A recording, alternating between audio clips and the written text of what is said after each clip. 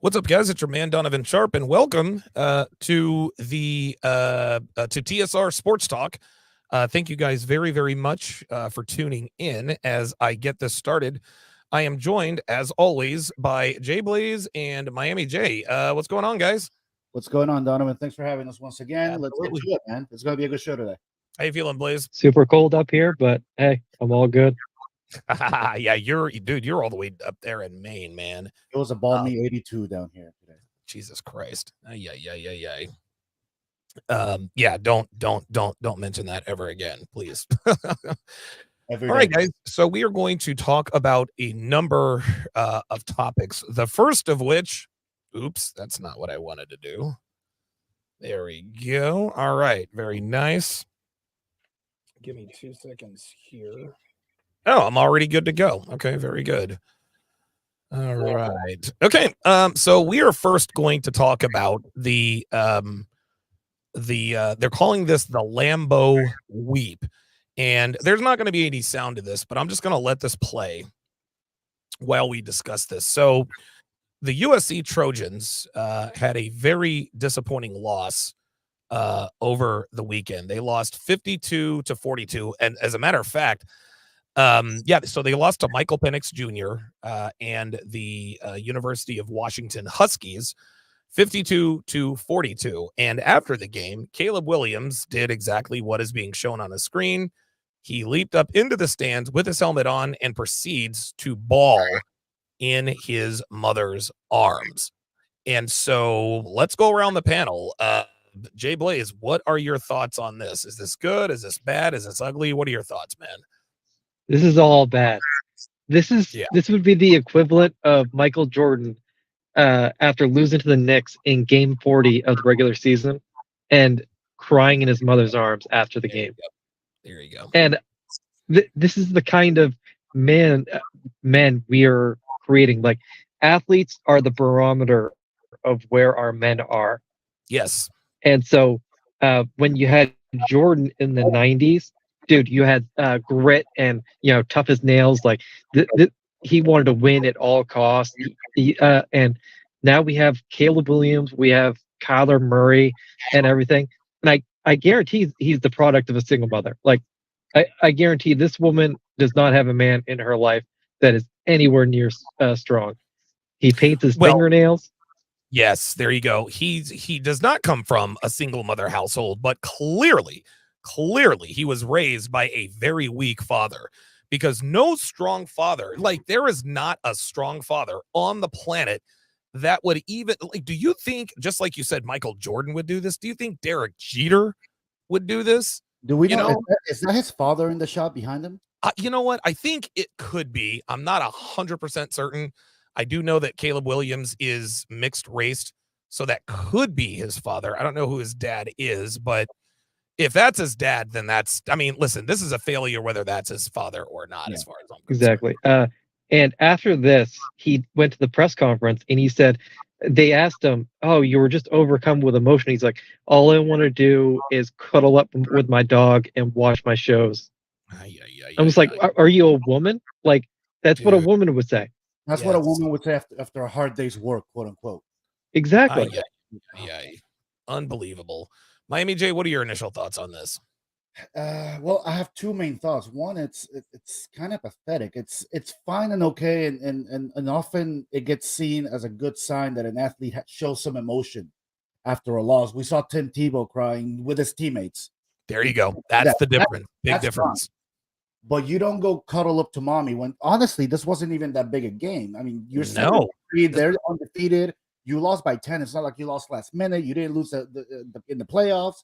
It wasn't that big a loss, honestly, or that, obviously every loss counts to these college kids. Yeah, but this one was inconsequential. They weren't. So Caleb Williams is not going to win the Heisman Trophy. USC was not going to make the playoff. This game, whether they won or lost this game, didn't make a difference. Exactly. That's the point.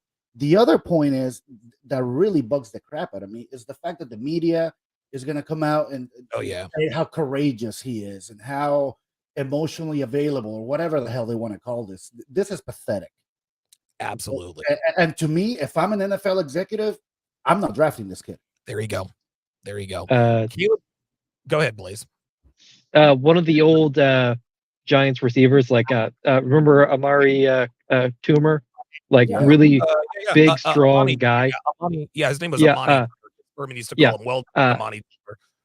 He came out and called Caleb Williams I think a lot of the old timer like football players, like the hard nosed guys, are realizing, dude, our league is screwed. Like you have Kyler Murray, you have Caleb Williams, you have a bunch of guys. This is exactly what happened to the NBA way earlier because they adopted hip hop culture super early. This is what's going to happen to the NFL. You're going to bring in these low T type guys that just don't have that grit to them, like the Tom Brady's, just these old like hard nosed guys that were raised with discipline and really hard. Yeah, you're absolutely right. Look, forget how talented he is. He could be, the greatest quarterback since Tom Brady. He's not going to be, but he could be. Sure. If this is the caliber, forget the player. If this is the caliber of man we're bringing into the NFL, the NFL absolutely is screwed. The way I see it is this. I agree with everything that the two of you have said. This is an accurate representation of the new athlete. Now let's go ahead and take it back a little bit. Am I opposed to athletes getting emotional? Of course not. Players cry after losses all the time. Watch any Super Bowl, watch any World Series, watch any NBA Finals, watch any playoff game. Hell, forget all that. I cried after a high school soccer loss. But you didn't cry to your mother. No. If you're gonna listen, and this unfortunately has some racial and some cultural connotations. Here we are once again. Here's another black man once again being lauded, positively lauded in a good way for letting his emotions dictate his actions. This is the problem with the black community. We let our and listen, hey, I'm as guilty of this as anybody else. You guys know my history. You guys know my criminal background. My emotions, my angry emotions have gotten me in a lot of legal trouble. So I'm not going to sit here and say that I'm not that I'm above this or that I've never done this before. Clearly I'm actively trying to do this, but this is the way America is, another way that America is trying to control the masculinity that men show. And again, just like Jay Blaze mentioned earlier, he paints his fingernails and he painted his fingernails. If I can get over to it. So he painted his fingernails before the Utah game to say, fuck Utah. And I mean, look, man, I understand trying to talk trash and, ruffle the feathers of the other player. I get that. But that is some feminine bitch made nigga shit. That is absolute. Like, what are you doing? Are you saying fuck the University of Utah? Are you saying fuck the entire state of Utah? Let me ask you a question. Let me ask you two a question. What do you think would happen? What do you think would happen if, say, a Bo Nix, right, or who's another white quarterback, or a Drake May? What if before they played a historically black university? And let's keep it real. Utah is a historically white university. Not too many niggas on the Utah campus. Not too many niggas on the Utah campus unless they are an athlete for the most part. What if Bo Nix or Drake May goes to Jackson State University and on his fingernails or something says fuck JSU or something like that? The world would lose its collective fucking mind. It would be racism here and racism there. We don't have to really ask what if. Mind you, it wasn't necessarily racist, but if you remember, I don't know, the media probably didn't say a word about this, right? Well, here's the deal. I don't think that there was anything racial about this. What I am saying is that if a white quarterback did this to a historically black university, now all of a sudden it's going to be racial. But we automatically give Caleb Williams the benefit of the doubt because he's black. Here. And again, we're talking about a football player, a leader of men who paints his fingernails He paints his fingernail. Look, here's another one. He's showing them off. Look at I've got a Christmas tree on my fingernails. Let me bring it back to this. So how come the media probably didn't talk much about this at all? If not, they praised it or whatever. But then you have a white quarterback in a Team Tebow who paints John 5:16 on his eye eye paint. He was dragged through the coals for that. Yep, he was. And yeah. And the reason he was dragged through the coals, hold on, the reason he was dragged over the coals for that is because Christianity is mainly a white religion, and that's why they crucified him for that. Go ahead, no pun intended. Go ahead, Blaze, you got it. And we had a top draft, a top recruit who said the N-word just in rap lyrics a few years ago, lose his entire scholarship. If Caleb said the cracker or something, he wouldn't have lost anything. He would have been praised. Absolutely not. Daryl Bradley makes a very, very, very good point. He said that DK Metcalf did the same thing, painted his fingernails. Look, man, I'm not here to question DK Metcalf. I'm not here to question his sexuality. But, dude, this guy paints his fingernails. He paints his hair pink. I mean, and again, this is another case of African-American men being praised for letting their emotions dictate their actions. This is not listen, man. Look. We all know that the quarterback is the leader of the football team. He is the CEO of your organization. And I don't care what anybody says. If you are a player and you are watching your leader, you're watching your fearless leader cry in his mother's arms, at that point, you got to make some changes. You've got to make some changes. You've got to make some hard changes. You've got to ask yourself and acknowledge some very hard truths about what's really going on. Go ahead, Miami J, what you got?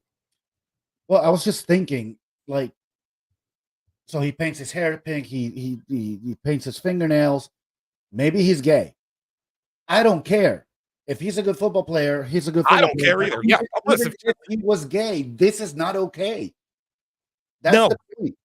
You don't have to be straight to be masculine. Right. That's exactly right. That is 100% right.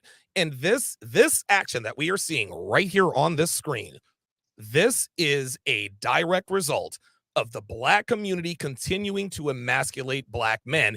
This is also a direct result of feminism continuing to use the most influential brand in this country, football, to continue to influence other young.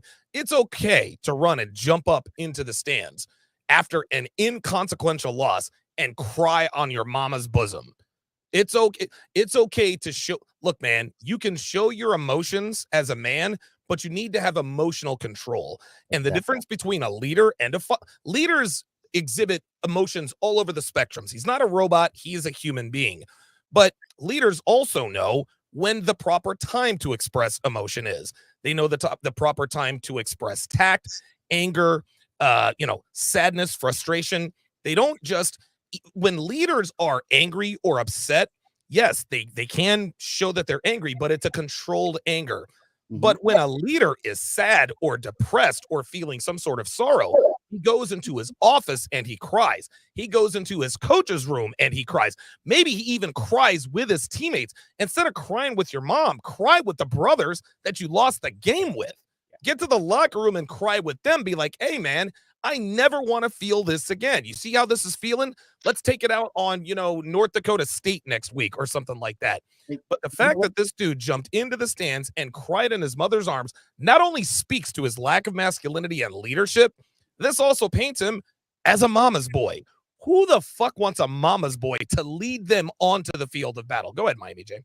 I was going to say, you just said, I think, a very key word in all of this, and that's control. He lost control. If he had come up to his mom, shook her hand, gave her a hug, talked to her, maybe with a couple of tears rolling down his eyes, fine. And then go back and be with your teammates. But he absolutely, you can tell he's losing control. He is sobbing uncontrollably. Yeah, man. And that's not okay. You were to the locker room for that. Not only that, Caleb Williams, this to me is another red flag that comes with Caleb. Listen, no one has ever questioned his talent. Okay. This guy has first round, number 1 overall pick talent. Dude, I watched the game where they played the University of Texas and Spencer Rattler, the Heisman front runner at that point, screwed the pooch. In came true freshman Caleb Williams. They came all the way back. They beat Texas. He didn't give up that job. Goes to USC, wins the Heisman Trophy, sets all kinds of. So there is absolutely no doubt that Caleb Williams has talent. But when he talks about the team that he gets drafted by, he wants an ownership stake. That to me is indicative of an athlete who has been given too much. Did he really say that? He really said that. And listen, I like where his head is at. But you can't have an ownership stake in a team that you've been drafted by that you haven't played a down for yet. No. They don't give you part of the team if you suck, Caleb. He's just not because Messi. Well, hold on. Just because you're the number 1, just because you are the presumptive number 1 overall pick does not mean that you are guaranteed to be successful. That's the first thing. The second thing is I agree with him saying, hey, if I get drafted by the Cardinals, I'm not going. I get that totally.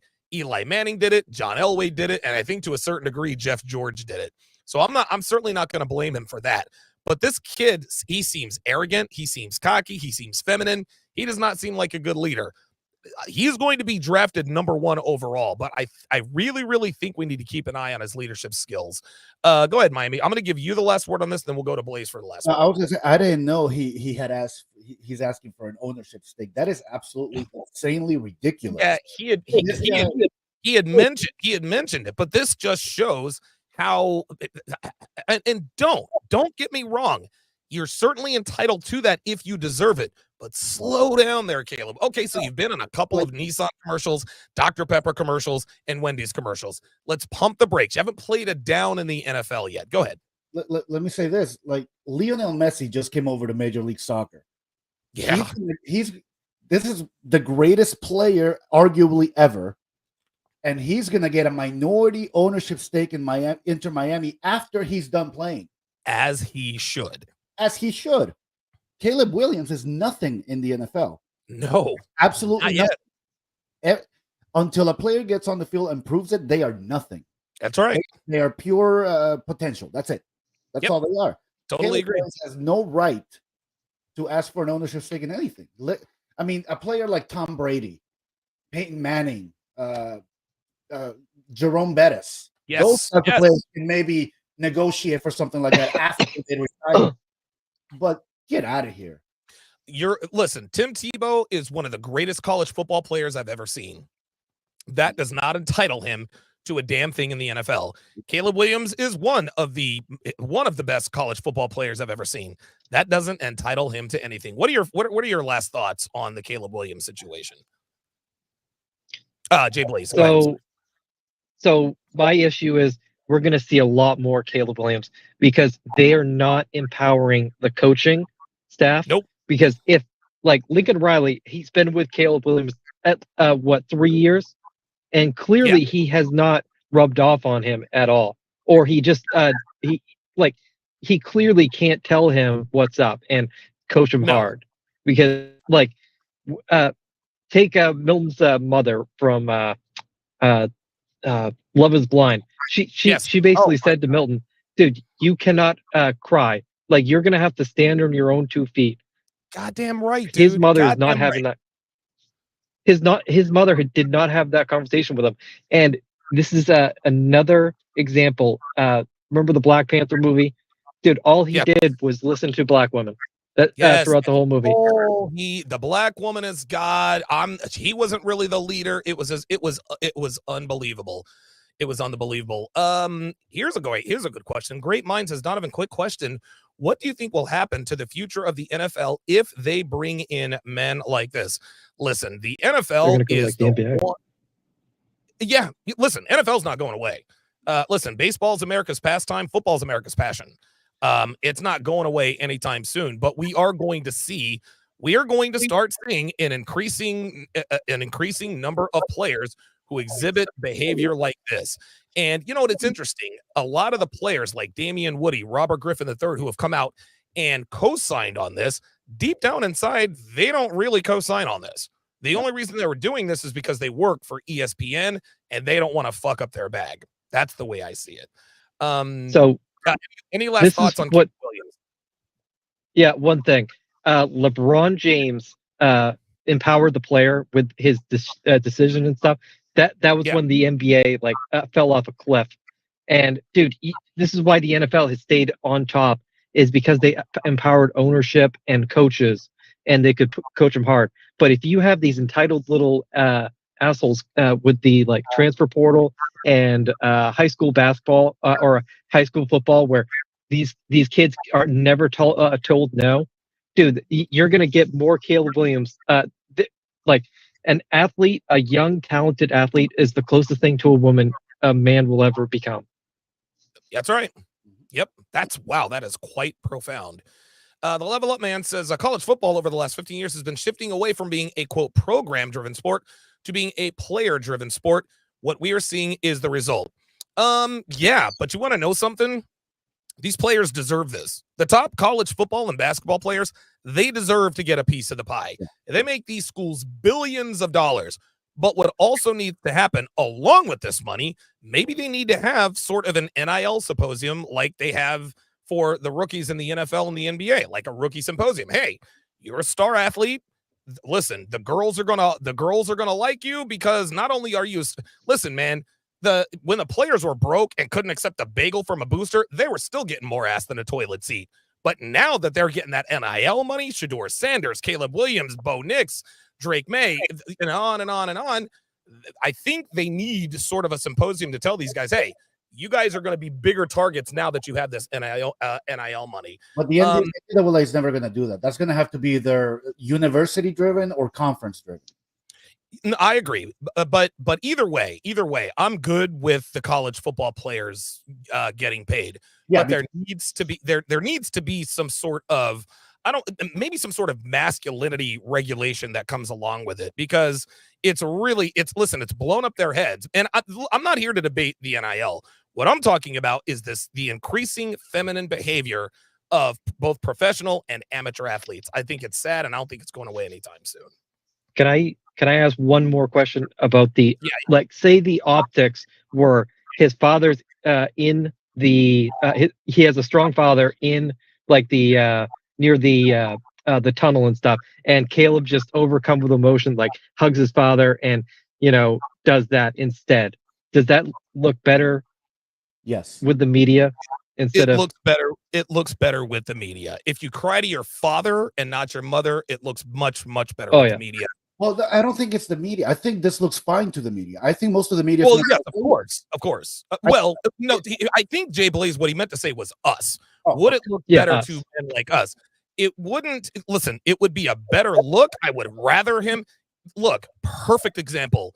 The famous Chris Webber timeout. I watched this. It was in 1993. It was the NCAA championship game. The upstart, the Fab Five sophomores up against Brian Reese, Eric Montross, and the Dean Smith led University of North Carolina Tar Heels. Chris Webber called a timeout that they didn't have. Okay, they called the timeout they didn't have. It was a technical foul. I forget. Anyway, North Carolina ended up winning the game because of that timeout. Chris Webber walked back, and it was funny. I watched this on ESPN 30 for 30. They followed him from the floor as the North Carolina Tar Heels, as they were celebrating. They followed Chris Webber off the floor. He was emotionless. Had his head down, walked back to the locker room. I think he slammed a chair, something like that. He went, he did his press conference. After that, he got onto the team bus where his mother was waiting for him. There was no media. He cried. He bawled uncontrollably. That's what I need.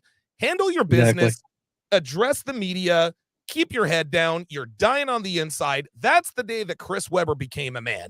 Not because he cried into his to his mom, because he understood that if he was going to be the leader or a leader on a professional NBA team, he can't be seen on camera crying to his fucking mama.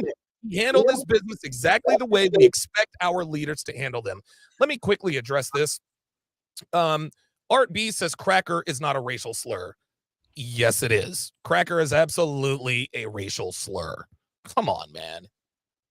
look, RB, not trying to get in your ass on this, but you're starting to give off fake ass pro-black vibes. I could be wrong. If I am, I will certainly apologize.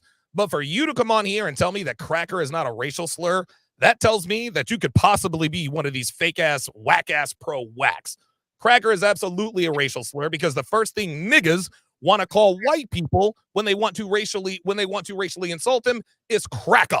Stop it. King Life says, now that college athletes are making money for this shit, I'm about to go to college for that money. Yeah, exactly, right? Daryl Bradley says, would Caleb Williams took a different stance if he was under Nick Saban? Well, that depends. How much influence do his parents have all over Nick Saban? Nick Saban, I think, is probably a better leader than Lincoln Riley, but one can only. Let me ask you this: where did Caleb Williams grow up? I don't know the answer to that.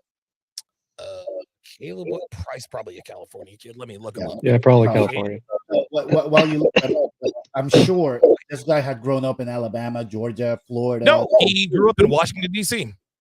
Okay, so that's grew up in D.C. So. Yep. Yeah, no, I guarantee if this guy had grown up in the South and played for the SEC in an SEC, Been an issue. Absolutely, dude. 100%. Washington D.C. is as woke as they come. Oh yeah. Colonel Sanders says cracker is an ineffective racial slur, but a racial slur nonetheless. Oh my God. Yep. Look, cracker is an effective racial slur. Here's the problem. White people don't give a shit if you call them cracker. That's why it's ineffective. But nigga or nigger could also be an ineffective racial slur if black people didn't let their emotions rule their actions. If somebody calls you a nigga or a nigger with a hard R and you decide to act on that, that's on you. I'll tell you guys a quick story and then we'll move on to the next story. I used to drive a mattress truck when I lived in Atlanta. Clearly the deep South. We used to go down to Carrollton, Jasper, Athens. We went all over the place. We went to this old podunk country town corner store. There were probably, effigies 2 miles down. Who knows, right? So we walk into this, this corner store. We're buying chips, hot dogs, whatever, sodas, whatever for the road. And I pull out a $100 bill. And the old white guy behind the counter says, "Oh man, I didn't think niggers carried $100 bills. I didn't let it bother me." He's like, "Oh yeah, we do all the time. Can you break this?" And he paused because he expected me to get upset, but I clearly was visibly not, was I a little bit upset? Of course I was. But if I reach over and grab this dude, I'm going to jail. And for what? Because somebody called me a name? Get out of here. I don't want to hear anything.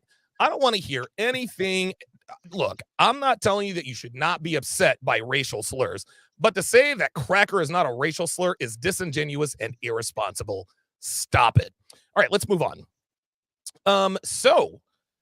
This is actually a story I heard about a couple days ago, but didn't really think about it until Jay Blaze, sort of made me, I hate this shit, sort of made me aware of this. I know everybody's got to make their money. So I'm going to read this story, then we'll get to Jay Blaze. It says Raiders players, quote, broke Josh McDaniel during vicious team meeting before firing. Okay.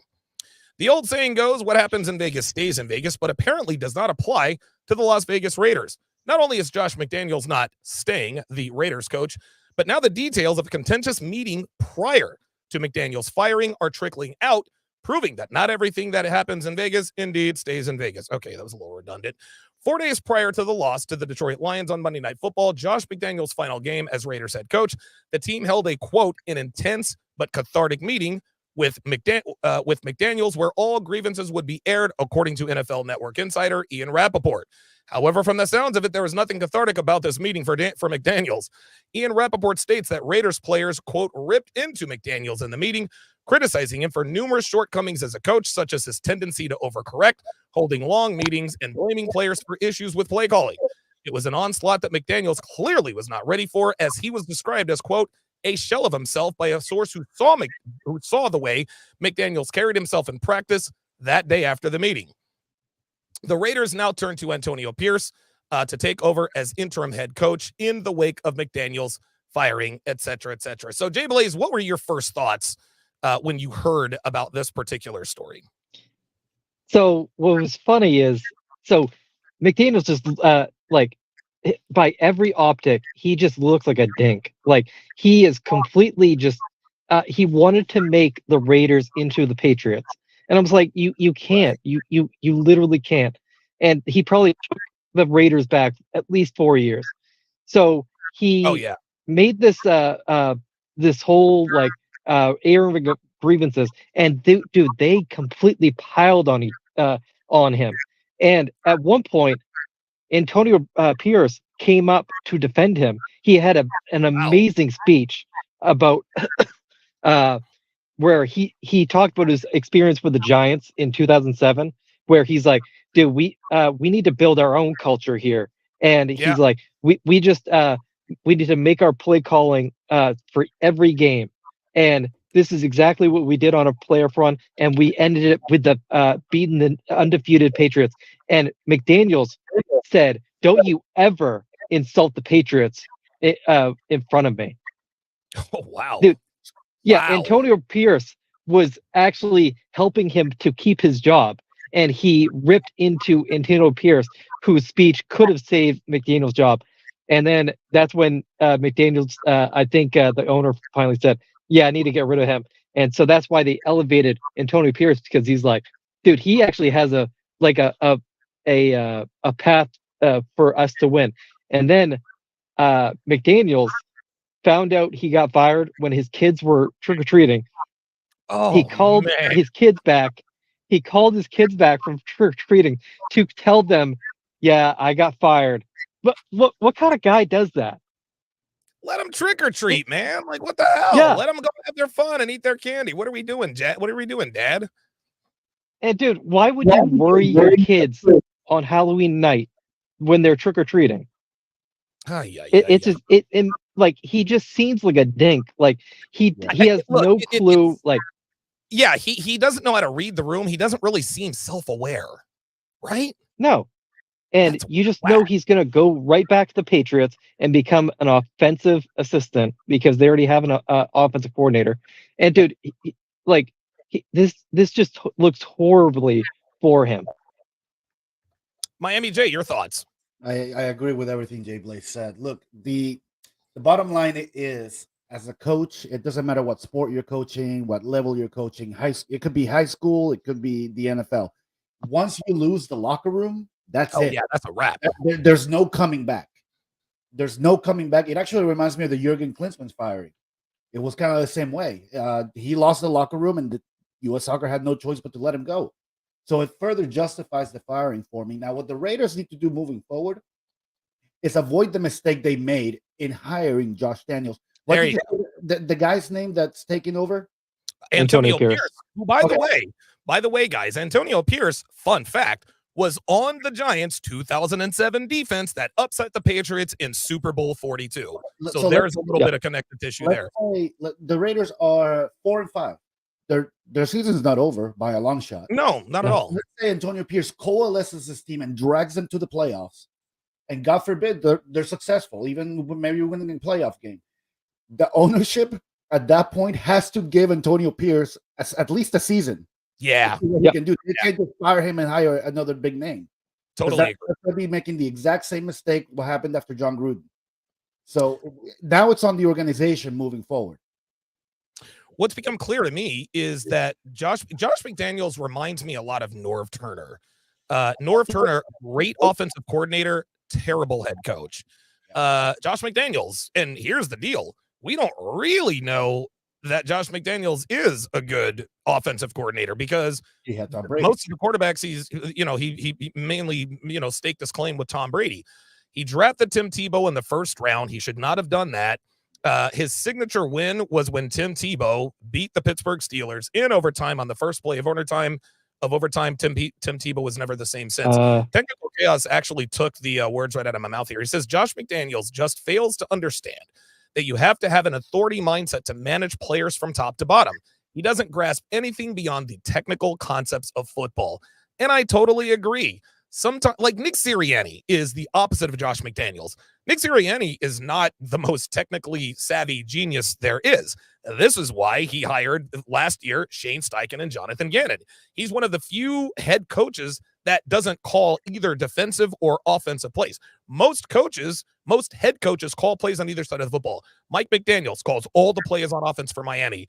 Sean McDermott calls all of the defensive plays for the Buffalo Bills. Bill Belichick, calls all the defensive plays for the New England Patriots. Zach Taylor calls all the, and so Nick Sirianni does not call the plays, but he is excellent with players. Players respect him. He's a player's coach. He rules the team with authority as well as bountifulness. If you do great, he will give you chest bumps all day long. If you fuck up coverage or you run the wrong route, he is in your face. Josh McDaniels, just like Technical Chaos says, I just don't think he's a people person, and I think it's a personality flaw. I just don't think he's self-aware enough to really understand how to handle 53 millionaires. Like all of these players, you're dealing with 53 alpha males, man. You got to know how to talk to people. Look, it seems to me, NFL owners have to be smarter than me. They're an NFL team. But it seems to me like they're always rushing out to hire the superstar offensive coordinator, when being an offensive coordinator and being a head coach is a completely different job. You have to be a good man manager to be a head coach. Yes. You can't just be all about the technical and all about the stats. You have to know how to manage players. You just said it. Yes. It's a man management job. It's relationships, man. And I'll go to Blaze after this. One of the many reasons why the CME keeps getting bigger and keeps growing is because it has nothing to do with my money. It has nothing to do with my content, but everything to do with the relationships I've built. The reason why the only person at this point who has ever turned me down to come to the CME and speak has been Alpha Male Strategies. And I just learned it's because he's really getting out of the manosphere space. No, I talk to AMS twice a week. We talk 30 minutes twice a week about nothing but movies, no manosphere stuff. So there's no hard feelings there. But the reason why people work with me is because I build good relationships. Josh McDaniel he's not good at building relationships. He needs to be an offensive coordinator, and the type of offensive coordinator that is up above the field. He does not need to be down on the field. I thought the CME kept getting bigger because I kept showing up. Well, yes, that too. The CME is as big as it is. By the way, CME 4 is going to be it's going to be called CME 4 Rites of Passage. Stay tuned. Oh yes. I'm definitely going to make it out to Vegas for that. Yeah. Of course. And you've got Lifetime. There was two J. Which one is the real Jay Blaze? It's an imposter. I lost internet. Oh, you've lost. You've lost internet. Oh, okay. Oh, is this you? Yeah. That's him. He's back. Dude, I thought there was two. I was like, holy shit! I'm playing around. Jay Blaze, what are your final thoughts on the Josh McDaniel situation? I'll go to my So McDaniels was not the coach when Tim Tebow made his run. It was the guy from the Panthers. Because he got fired the year before. Dom Capers. Right. Yes, it was Dom Capers. God damn, you're right, man. No, it was the guy for the Panthers, not Don Capers, the guy who was kind of like a doofus there. He was the guy for Delhomme. John Fox. No, you're wrong. John Fox. No. John Fox won a Super Bowl with Peyton Manning at Super Bowl 50. He was Tim Tebow's head coach when Tim Tebow beat the Pittsburgh Steelers in the playoffs back in 2013. Yeah, that's what I mean. Oh, okay. We are arguing semantics. Sorry about that. Anyway, go ahead. Okay. So the problem with I lost my point. But McDaniels, dude, he is just this is what's happening to football. Like, you need to be a CEO. This is why I think he got a raw deal. The guy from the Lions who got replaced, Caldwell. I think he got a raw deal because he was a CEO, but he had bad optics because he was just a low energy guy. But he knew how to make timelines, and he knew how to manage a game. But dude, it amazes me that these Patriot coordinators will just go into place, and it almost seems like they despise the organization. They despise it. Like you had McDaniel, and then you had the defensive coordinator that went to the Lions. He wanted to dismantle everything. Yeah, that it's like they don't believe. It's like they don't believe in the team. It's like, and again, this is why, Blaze. This is why we say that the Raiders they're not a poorly run organization, but they almost are. And by the way, Blaze, you're right. It was not John Fox who won Super Bowl 50. Gary Kubiak is the guy you were thinking about. Yeah. That's him. Okay. I thought you said his signature when it was against Pittsburgh. Yeah, that's why I was just saying John Fox was the coach at that time. Yeah. Gotcha. We have a question here. Millennium says, do you think Brian Daboll is getting fired at the end of the season? No, I don't think so. I think Brian Daboll keeps his job. And we will talk about Daniel Jones, but I think that Brian Daboll keeps his job. You two, do you guys think he's going to get fired? Or, I mean, I could be wrong. I think he's an excellent coach. I think he is too.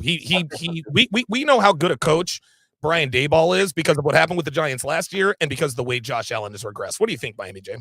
I think it will take an unprecedented collapse for the rest of the season for him to get fired. Yeah. And at this point, that's not out of the question. Like they're all, what are they, 2-7? But I don't see it happening. Daniel Jones is out. They have, they got somebody from the Sopranos starting at quarterback, and Saquon Barkley, he's only making $10 million a year. He could get hurt again. So I said it earlier. It will take him losing the locker room. Okay. Yeah. Okay.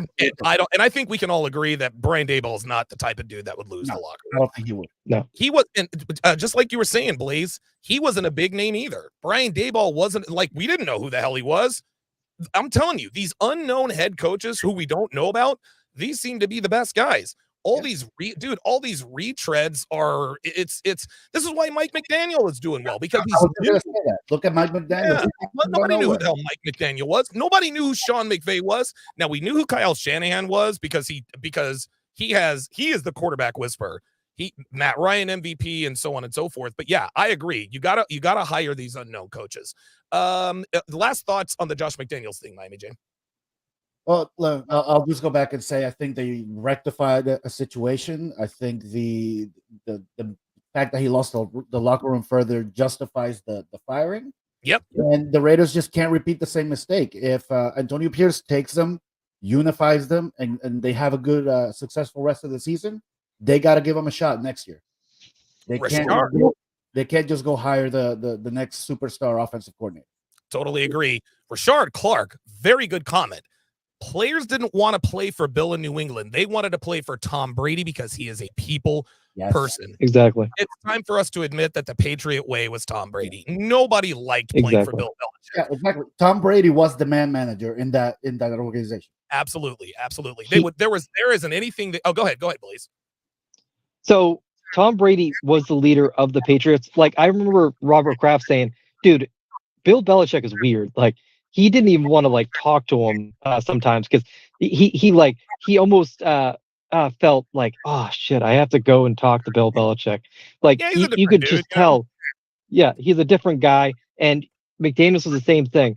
McDaniels needs a leader of men to coach, but dude, he won't get another opportunity like that. And I thought Derek Carr was that. Like, Derek Carr is a leader that everyone loved in the locker room, and McDaniels felt, I need to push this guy away. He pushed him away instead of embracing him. I said it last week. But getting rid of Carr was the biggest mistake the Raiders made in the last 4 years. Exactly.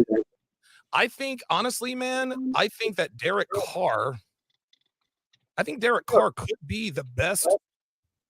He could be one of the best quarterbacks in Raiders history. He's not doing. Russell. Say again. I got Jamarcus Russell. You know what? I stand corrected. Jamarcus Russell is the greatest quarterback in Raiders history. Because I remember the Troy Aikman Football Life. He said the coach there. I'm horrible with names, but his coach would like rip into players, and then Troy would be the guy who like brings them up and pieces them together. There you go. And there you go. He's like, this works so well.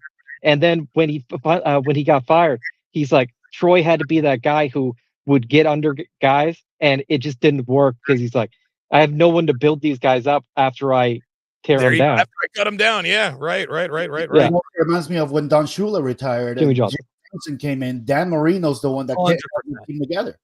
Wow, very good. King Life says Tom Brady is the Steph Curry of the NFL. Everyone deep down wants to play with Steph Curry. I totally do. I totally agree. Technological Chaos says Bill Belichick is Phil Jackson to Tom Brady's Michael. Yeah, of course. Yeah, 100%. Yeah. Phil Jackson doesn't win 11 titles without Jordan. Jordan doesn't win 6 without Phil.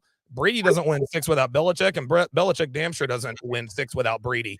Yes, Brady was the Patriot way, but if he had gotten drafted by the Packers, if he gets drafted by any other team, he does not have the career that he has. Well, so, Drew Brees doesn't get injured. He doesn't have the career that he has. Well, there you go. I mean,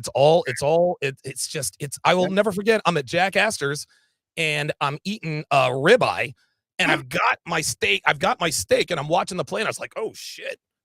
I remember that's going to hurt in the morning. And in comes that skinny kid from Michigan that no one had ever heard of. And the rest is history. Okay, let's head to our next topic. We are going to talk about Jay Blaze's favorite player, Kyler Murray. So Kyler Murray, who tore his ACL less than a year ago on Monday Night Football, has been cleared to play. He is expected to start this week, this Sunday. We had a text conversation, all three of us, about this. And I asked you guys, are the Cardinals planning on moving off of Kyler Murray? Let's start with Miami. Let's start with Miami Jay, and then we'll go with Jay Blaze. We'll get his opinion on this. What do you think? What do you think they're trying to do here with Kyler Murray? Because they got rid of Josh Dobbs. He went to Minnesota, won his first game there. So, I mean, obviously they're paying him a boatload of money. That's why he's starting. If you have that kind of money on your bench, that would be stupid. Yeah. But what do you think the Cardinals' end game here is? Do you think they're going to trade Kyler Murray, or do you think they're going to keep him? Honestly, I'm not sure what their intentions are. I think, like you just said, if you have that much money sitting on the bench and he is cleared to play, you play him. I mean, I can see that, but I can definitely see a scenario where they're trying to get his value up so they can trade him away. But the thing is, nobody's going to want him. Everybody knows what a prima donna and what a diva he is in the locker room. Nobody's going to want him. You don't think so? No. Maybe somebody will give up maybe a flyer, like a fifth and sixth round picks and have him sit on the bench for crap money. And in 3-4 years, maybe we won't hear about him again. I don't know, unless he has some kind of resurgence, a la Geno Smith, but Geno Smith was due to injury. Yeah, I don't think his talent. I don't think the injury hinders him. I think what hinders him is himself. Yeah, listen, he got hurt, but he's young, right? The younger you are when you suffer these injuries, the quicker you come back. Jay Blaze, what do you see? Because the way I see this, Blaze, is Kyler is not a good leader. Not a good leader at all. He's a lot like Caleb Williams, got a lot of diva. Who knows? Maybe he'll be crying to his mama in the stands after one of many losses. What do you think the plans are for Arizona? First, we'll ask, what do you think the Cardinals are going to do? Then we'll go back around and ask what the Cardinals should do. So this is a complete 180 to Derek Carr, where they gave him all that money and they sat him so he wouldn't get injured. But in this case, they want to play Kyler so he plays over his skis to end it, so they can get some trade value to trade him. But I don't think anyone wants him because Gannon was the only one to apply for the Arizona job. Yes, because they didn't want the Kyler, dude.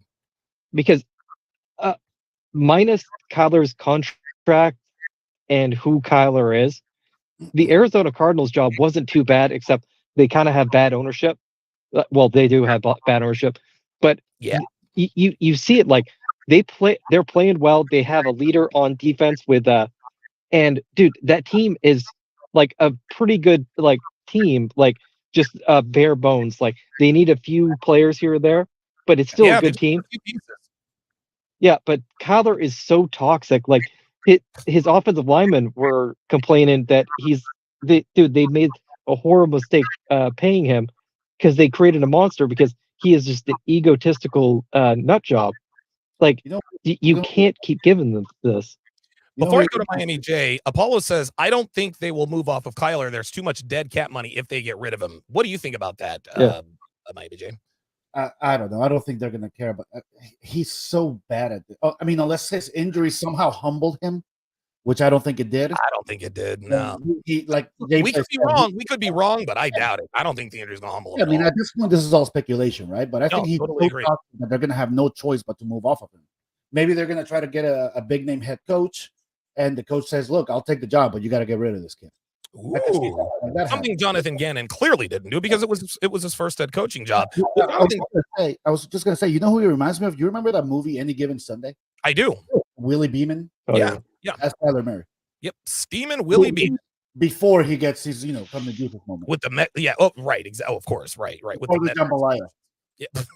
Yeah, I love it. Go ahead, Blaze. The injury.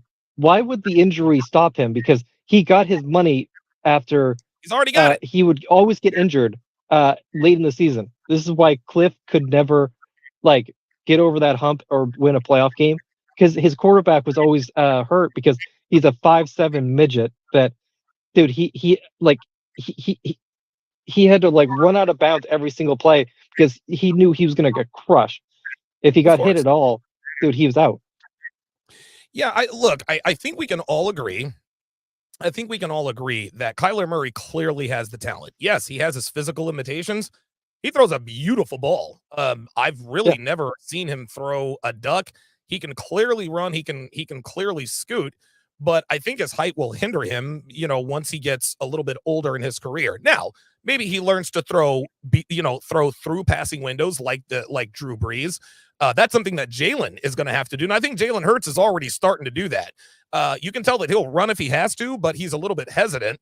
And I think his contract, combined with the fact that his left knee has given him some trouble, that might factor into it. But he's clearly running a lot less by design. I think Kyler Murray will probably run a little bit less, and you have to trust that knee.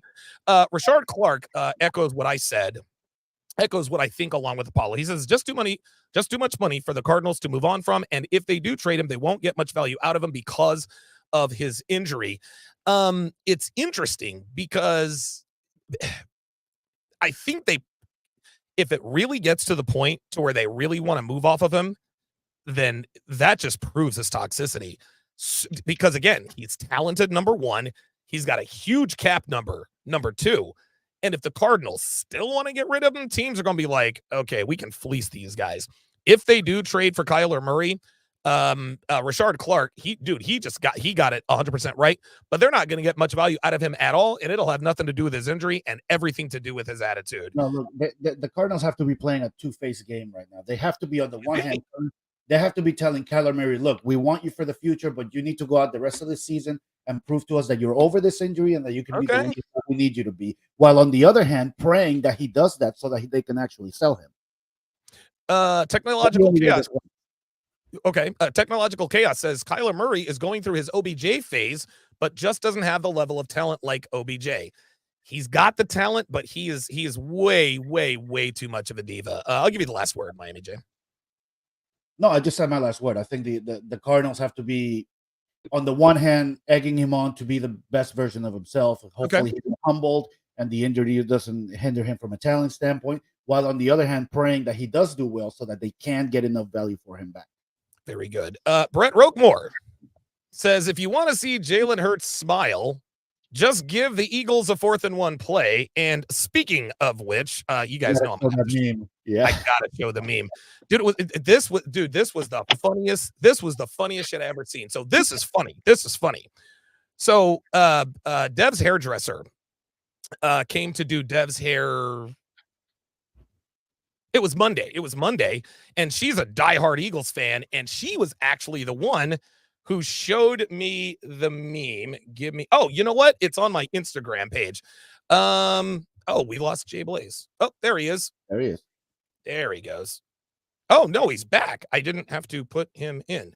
So while I'm looking for that, let's go to our next topic here. So Daniel Jones. Oh, I did have one more thing about the Kyler. Yeah, go ahead. You got it. Sorry. What was that? No, it's okay. Go ahead. I will say Kyler to like a James Harden or Russell Westbrook, where he'll put up some good stats, but he has no winning intangibles whatsoever. Josh Dobbs, I guarantee, has half the talent of Kyler, but he has winning intangibles. Yes. Like he had them playing hard. Like Jalen Hurts really has hard, winning man. intangibles. Yeah, Jalen Hurts has winning intangibles, and you just like those guys know it and will follow him into hell. But no one's going to follow Kyler Murray. No one's following Kyler Murray, man. He does not engender inspiration. He does not engender motivation. One thing I will say about Jalen Hurts, probably one of the best leaders in football. I mean, he 25 years old. The kid is he's got more maturity in his fucking pinky finger than I'll ever have. He has his head on straight, et cetera, et cetera. Why? Because of his father, Avarian Hurts, who instilled in him an unbreakable work ethic and unbreakable mental frame. Then you put him what he went through at Alabama with the whole Tua situation, goes to Oklahoma, damn near wins the Heisman, has to sit behind Carson Wentz, which we'll talk about later on, and now he's paid. So speaking of which, now that we're back on Jalen Hurts, this is absolutely the funniest thing I have ever heard. I've ever seen. I literally, dude, I laughed hard. Like it was like a belly laugh. Of course, you can see the point of this meme is that Jalen Hurts he's ice. He is absolutely emotionless. Doesn't matter if we're up 40-0 or down 38-6. He looks the same every time, except of course on 4th and 1. You're not gonna find Jalen Hurts crying on his mama's bosom.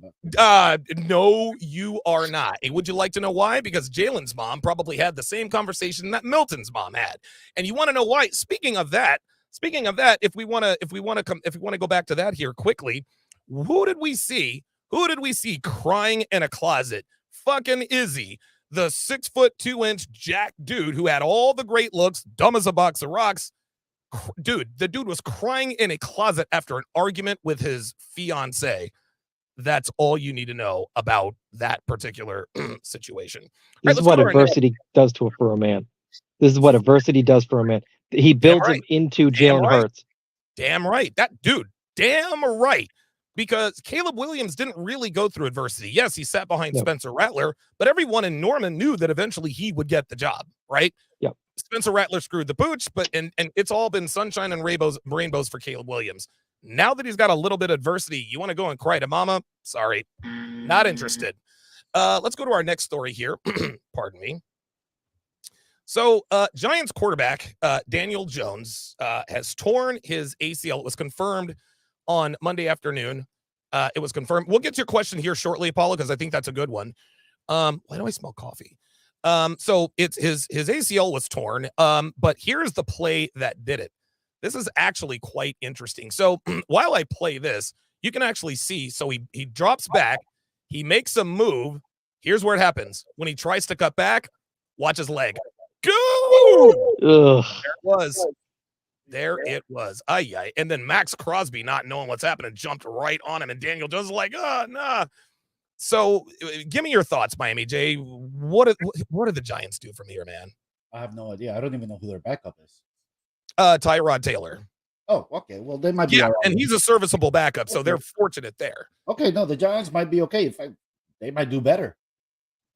You know, Tyrod, he's a proven leader. He can he can make all the throws. I think they'll be all right. Good. Okay. How about in the future? Not this season, but what do they what do they do? They paid this dude $160 million over 4 years, something they clearly shouldn't have done. Brian Daboll, I don't think, had anything to do with that decision. Ooh, this is so. Yeah, it's crazy. I'm gonna tell you what. A lot of these ACL. I remember when Odell Beckham Jr. tore his ACL in the Super Bowl. I knew it was a torn ACL. Yeah. When Kyler Murray tore his ACL, knew it was a torn ACL. You know, so what about the ACL? The ACL is a weird injury. Sometimes you can obviously tell, like in this play. And sometimes you have no idea, and they just come out with a torn ACL. Like it looks like, it's crazy. And oh by the way, the only quarterback in NFL history to throw a touchdown pass after tearing his ACL, that'd be Carson Wentz. What are your thoughts? What are your thoughts on the Daniel Jones injury? Where do they go from here, Jay Blaze? Like, what do they like? What do they do with Daniel Jones? What do they do with Saquon? Like, what's up?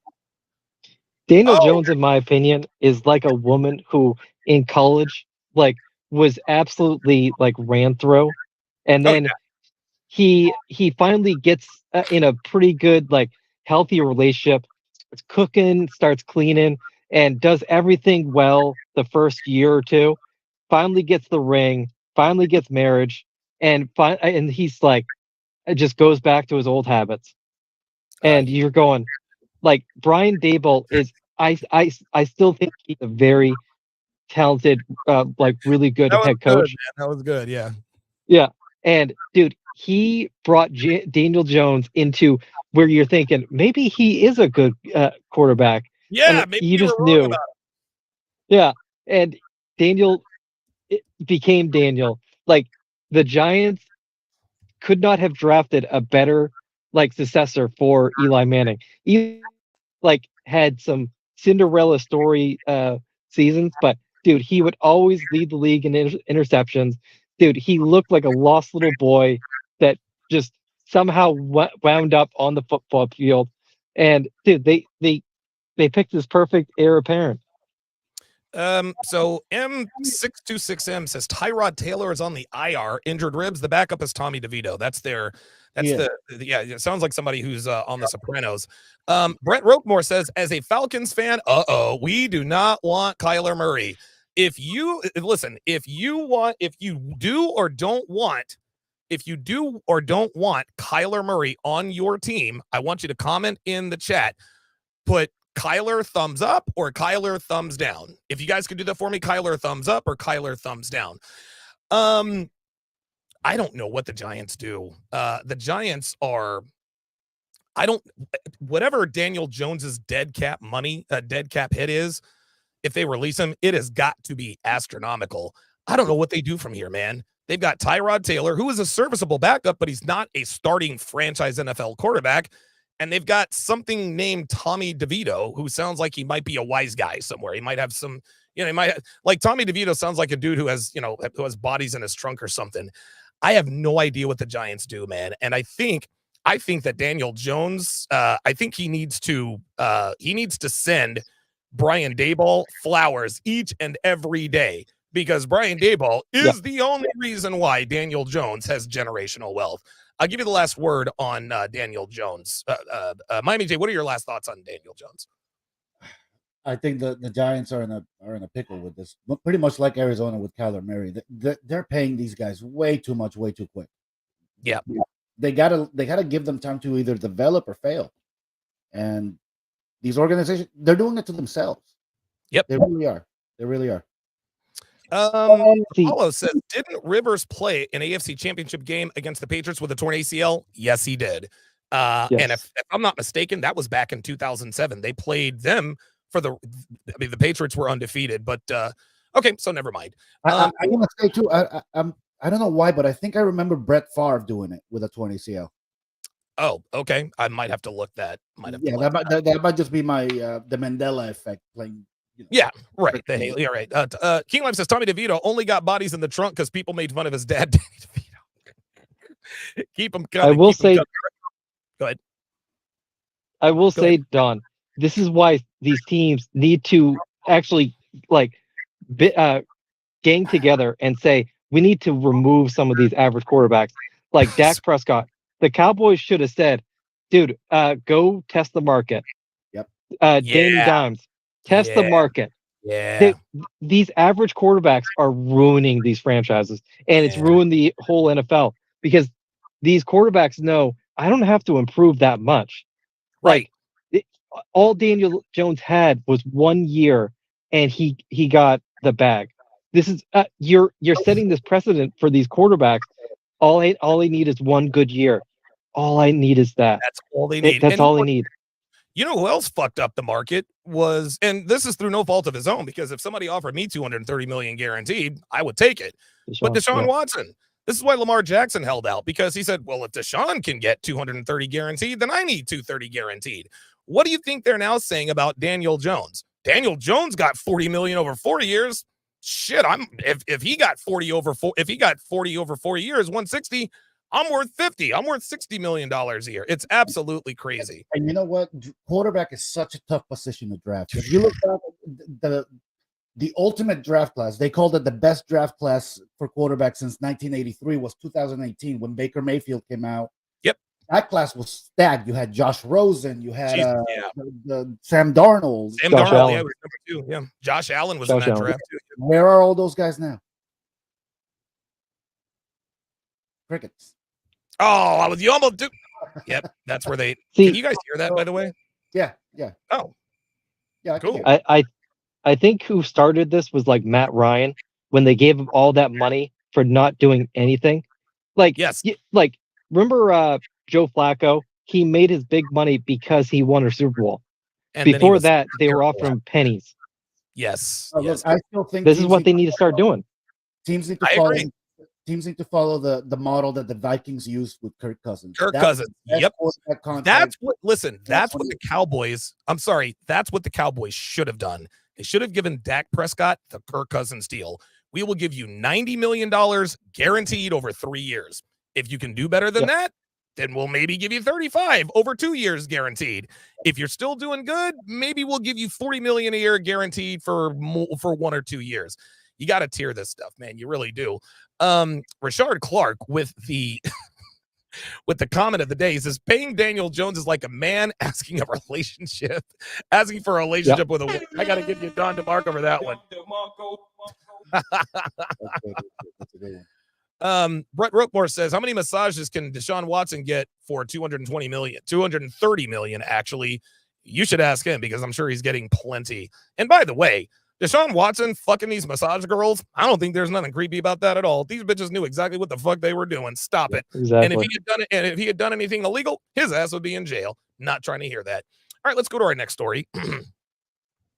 So, the former Philadelphia Eagles, Washington Commanders, Indianapolis Colts quarterback Carson Wentz has been traded to the Los Angeles Rams.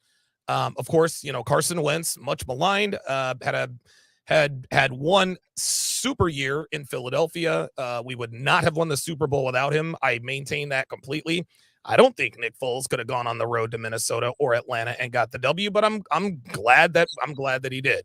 He was 11-2 as a starter at that point. What are your thoughts on this trade, Miami? Jay, do you think this could work, or what's next for Carson Wentz? He seems to be kind of lost in the sauce these days. My first impression is I knew you weren't over him. I knew. I'm never going to be over Carson. I'm never going to be. I'm sorry. I thought he was a free agent. Where did he get traded from? He was a free agent. Oops, I'm sorry. It wasn't. I put the wrong thing. No, the Redskins cut him last year. So no, this was not a trade alert. This is a pickup alert. So sorry about that. I think it's a great move for the Rams. I'm surprised he hadn't had a job until now. Actually, I think that's a big miss. I would take him over Daniel Jones. I would take him over. I would take him over Kyler Murray. It's look, man. I'm telling you right now, the reason why Carson Wentz has the reputation that he does is because of racism. And this is where it started. When Carson Wentz got his money before Dak Prescott, ESPN decided to go all out in the bag for Dak Prescott. That's why that's one of the reasons Dak Prescott got his money. People were so upset that Carson Wentz got his money before Dak Prescott. They said, well, the only reason why he got his money is because he's a white quarterback. No, the reason he got his money is because he set the Philadelphia Eagles single season touchdown record in 13 games. That's why he got the contract, a record that is still not broken. Let's take a look at this. We're going to take a look at, I don't need to do it. So these are Carson Wentz's career statistics. He's had 93 starts. Now, his win-loss percentage, he's a shade over 500. As a matter of fact, he's probably at 501 with the law, whatever the case may be. But get this. He has thrown 100. He's thrown 151 touchdowns. He's thrown 151 touchdowns to just 6 interceptions.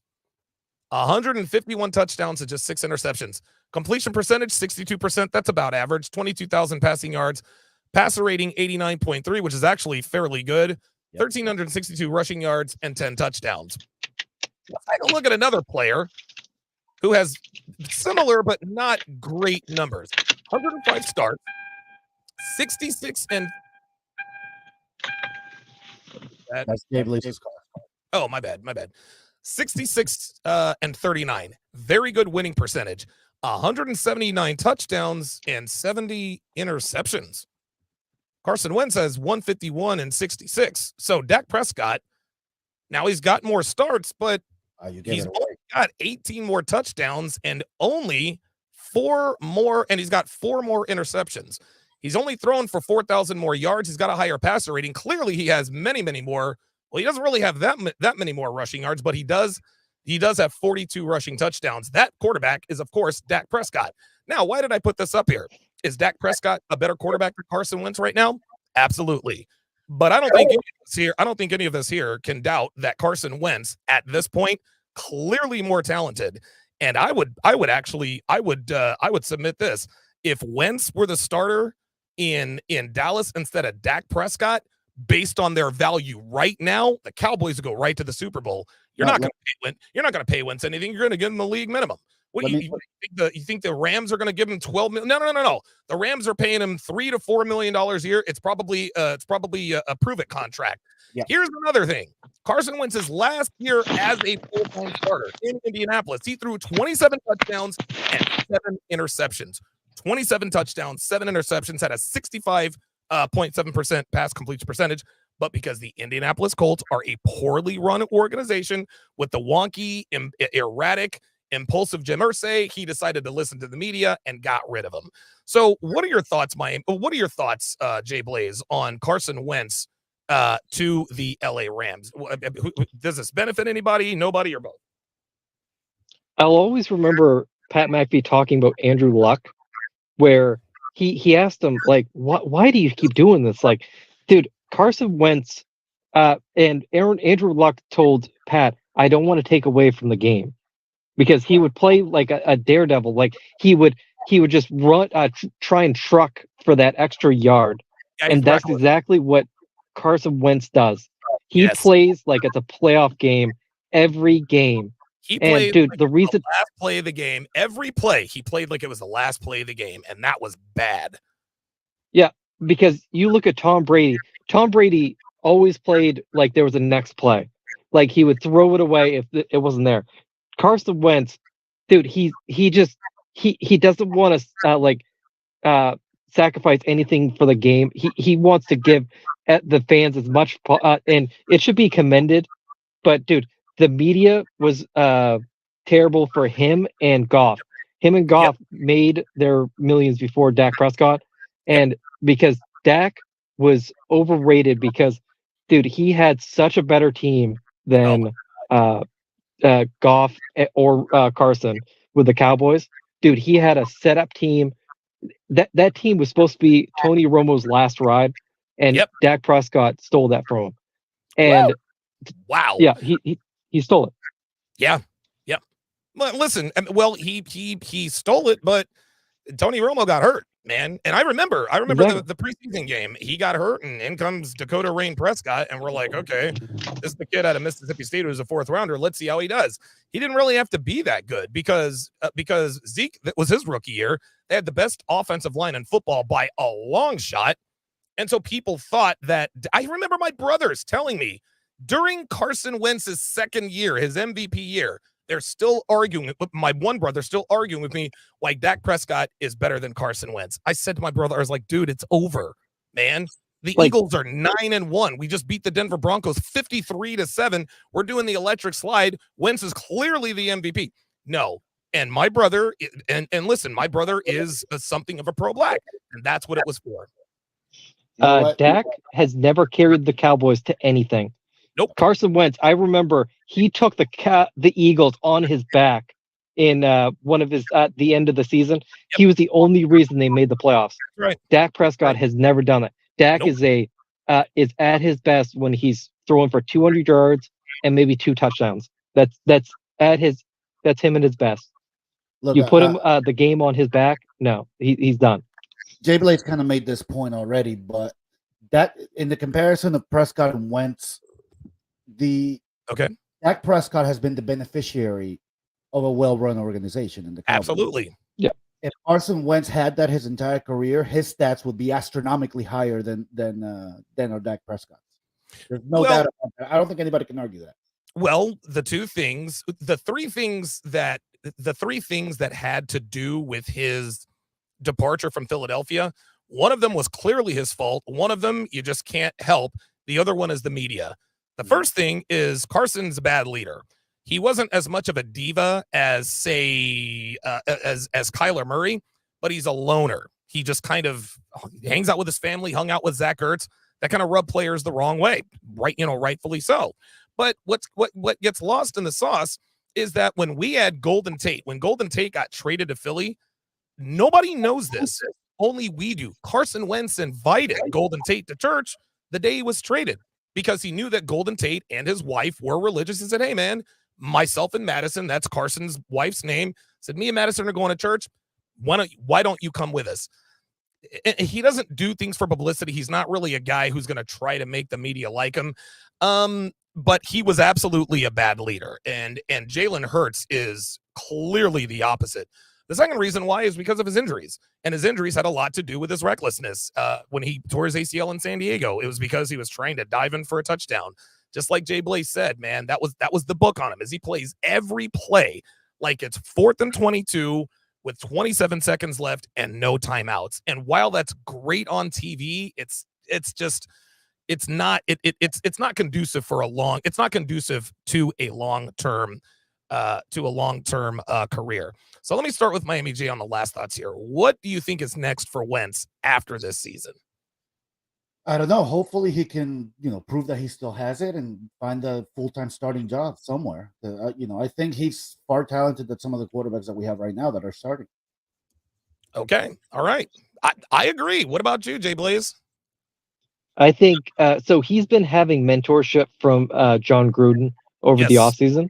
Mm-hmm. And I think this is a complete waste of the Giants. Like, how do you not sign Carson Wentz after you've lost two quarterbacks, Tyrod Taylor and Daniel Jones? And if you sign Carson Wentz, and dude, D-Ball would do amazing things with Carson Wentz. And you would have him. Sean McVay is also going to do amazing things with Carson Wentz. Isn't that interesting? Sean McVay, I think, is going to be the first ever head coach to coach the number 1 and the number 2 overall pick. There's a fun fact. And you have Carson. If the Giants had signed him, he would be on the cheap, and you could actually offset the Daniel Jones contract with Carson Wentz playing over that contract, and then for the next 3 years. And then you could actually give Carson Wentz a, hey, thanks for everything deal if he does well. Apollo says, I see Wentz as a career backup. I agree. I think Carson Wentz at this point is a career backup. He's going to be the type of quarterback. He's going to be the type of quarterback. He'll probably play for 2 or 3 more teams, and he'll probably have a year or 2 where he goes on a run and maybe makes the playoffs. I can see his career maybe going the way of Ryan Tannehill. That's the best case scenario for him. I think what's probably going to happen is what Apollo says. He's going to be a career backup quarterback. But best case scenario, maybe he does something well in LA. He goes to a team that is just a decent quarterback away from maybe making the playoffs and even a Super Bowl. They say, hey, you know what?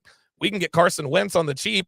I think I can fix him. If we can get him to stop this recklessness, then yeah, maybe he becomes a starting quarterback for 2 or 3 years. It looks like it's the end of the road for Ryan Tannehill, but let's keep it real. We all thought his career was over when he left Miami, and he actually had a pretty damn good career in Tennessee, got a $166 million contract after he left Miami. So, and Wentz is infinitely more talented than Tannehill, but the narrative is more powerful than the actual facts, and I think that is why he will be a backup quarterback going forward. Miami J, go ahead, Blaze. I'll give Blaze the last word, then we'll go to Miami J.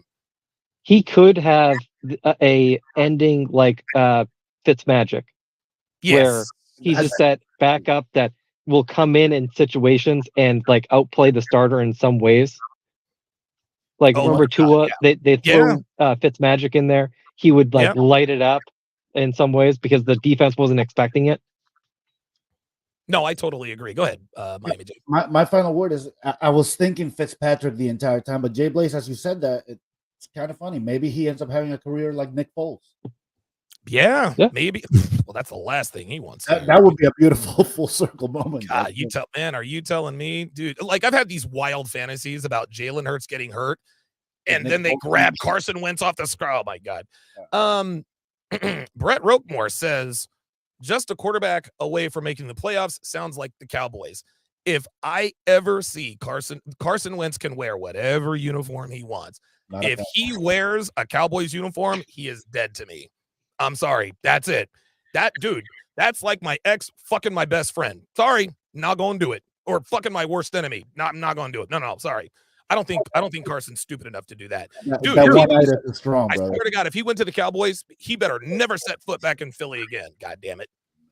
All right. Sorry about that. Got a little bit worked up about that scenario. Boy, that would be, you know what? That would break my heart. Gentlemen, that emotional outburst, that's what happens when you get one-itis. Avoid it. The way I feel about Carson Wentz is definitely not unlike one-itis. Okay, so let's go now to Donovan's power rankings. I'm actually going to add some music to this here pretty soon. These are the 10 best teams in the NFL, according to your boy. At number 10, I've got the Dallas Cowboys. Yeah, they're 5-3. Yeah, they just got beat by the Eagles, but they are still a top 10 team, and they're still only one of 3 teams that anyone is, well, actually one of 4 teams now that anyone takes seriously to represent the NFC in the Super Bowl. It's the Eagles, the Niners, the Cowboys, and possibly the Lions. So the Cowboys are 5-3, not the best record out there, but they're still one of the best teams in the NFC. That's why I have them at number 10. At number 9, I've got the San Francisco 49ers. They've lost 3 in a row. 2 of those losses could be explained away. 1, not so much. Again, for the same reason I got the Cowboys in the top 10. Who else is better than San Francisco and Dallas other than possibly Detroit and or Philly? Nobody. That's why I have them here at number 9. At number 8, I've got the Cleveland Browns. The Cleveland Browns are a very quiet 5-3. I think they're 1 behind the division lead. Oh, no, they're 1.5 game behind the Baltimore Ravens. By the way, the AFC North, if the playoffs were to start today, all 4 teams would get in. The AFC North this year, that's the best division in football. Not one team is under 500. Everyone is good. Everyone is good. Cleveland has sneak tip the best defense in pro football. And Myles Garrett right now, to me, is the leader in the clubhouse for defensive player of the year. At number 7, I got the Jacksonville Jaguars. They lead their division. I don't think, listen, they could possibly be a number 1 seed if the Chiefs continue to find ways to stumble. I don't think that'll happen, but at some point, Patrick Mahomes is going to have to play a road playoff game. This year could be it, and the team might be the Jaguars. At number 6, I've got the Detroit Lions. They lead the NFC North by, 1.5, maybe 2 games. Clearly the best team in that division. They're definitely going to make the playoffs. Their schedule is so easy. A lot of people, including myself, thinks that it's not completely out of the realm of possibility that the Lions are the number 1 seed. At number 5, I've got the Cincinnati Bengals. Look, dude, Joe Burrow is finally 100% healthy. Jamar Chase is hurt, but he'll be fine. This is when the Bengals really start to turn things around. The last few years for the Bengals, they've gotten off to a slow start. Joe Burrow's second year after he tore his ACL, he had his appendix out. I think the Bengals started 2-3 all the way to the Super Bowl. The next year was similar. I don't know. The next year was a little bit similar. This year, of course, he had the calf issue. I thought that the best thing to do was to rest him. The Bengals thought otherwise. Joe Burrow hang in there. Now he's 100% healthy. They're 5-3. And even though they don't have the lead, they might actually be the best team in the NFC North, along with the Baltimore Ravens. At number 4, I got the Dolphins still holding strong at 4. Look, man, the Dolphins are still the AFC East division leaders. No, they haven't beaten a team with a winning record since week 3 of last season, but that doesn't mean that they're trash. I think Mike McDaniel gets that thing straightened out. Jalen Ramsey is back on the squad. You've got Xavier Howard back. Bradley Chubb anchors that defense. I think Miami has a better defense than a lot of people give him credit for. Obviously, Tua and Jalen Waddle and Tyreek Hill, they get all the headlines. Mike McDaniel, Raheem Mostert, they all get the headlines, but I think their defense is probably one of the most underrated in the league. At number 3, I have the Kansas City Chiefs.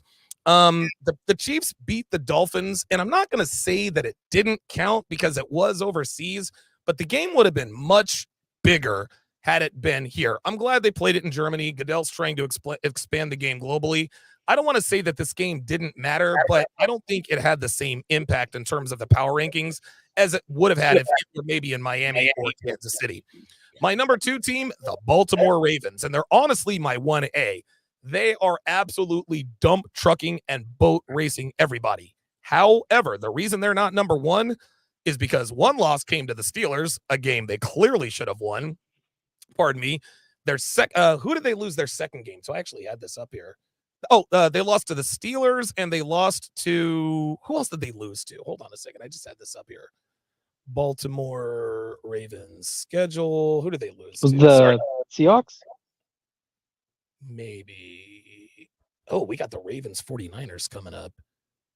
Oh, that's going to be a damn good day. So they lost to the Steelers and the Colts.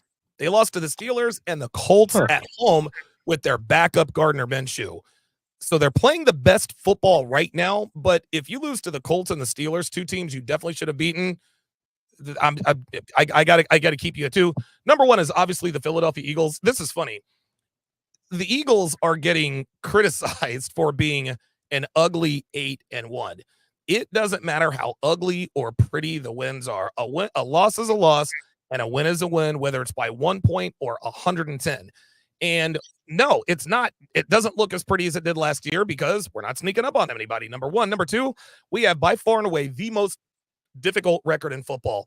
Our next four opponents in this order: Kansas City, Buffalo, San Francisco, Dallas. Okay. If we can come out of that 2-2 or 3-1, I think we prove our mettle, but we're not beating teams by 38 points like the Ravens are. So there's still questions. I think they really just do that for story's sake. But at the end of the day, they are 8-1. They should have beat the Jets. They didn't. The Ravens should have beat the Colts and the Steelers. They didn't. That's why I have the Eagles at number 1 and the Ravens at number 2. All right. So let me start with Jay Blaze. What do you think of the list? Any agreements, disagreements, etc.? Let's take a look at the list, and those bottom 3 teams, they're getting faulty quarterback play, and that's hampering them. Okay. But their lineup, their rosters are really good. Loaded. Second, I would almost put. I think the Bengals are way more dangerous than the Dolphins. So, but the record is what the record is. Yeah, and you saw it against KC. Tua, when everything is working well, dude, he lights it up. If you give him, if you get him off his spot in any way, that's when he has issues. So until he fixes that, we're gonna have to see where the Dolphins can go. But other than that, the list is good. So you would switch. Cincinnati and Miami. Yeah. You know what? I think you may have talked me into that. What do you think, Miami, Jay? I wouldn't switch Cincinnati and Miami. I would switch Detroit and Miami. Ooh, Detroit and Miami. Oh, wow. Okay. Oh. Yeah, I would leave the Bengals at 5. I think the Bengals are better than the Dolphins today. Okay. And mainly, we keep saying it. The Dolphins are very good. They are good. They're very good. 70 points. They have the fastest receivers in football. Jesus. The fastest team in football. Fastest team. Their defense is massively underrated, and they have this awesome head coach, but they gotta prove that they can beat a good team.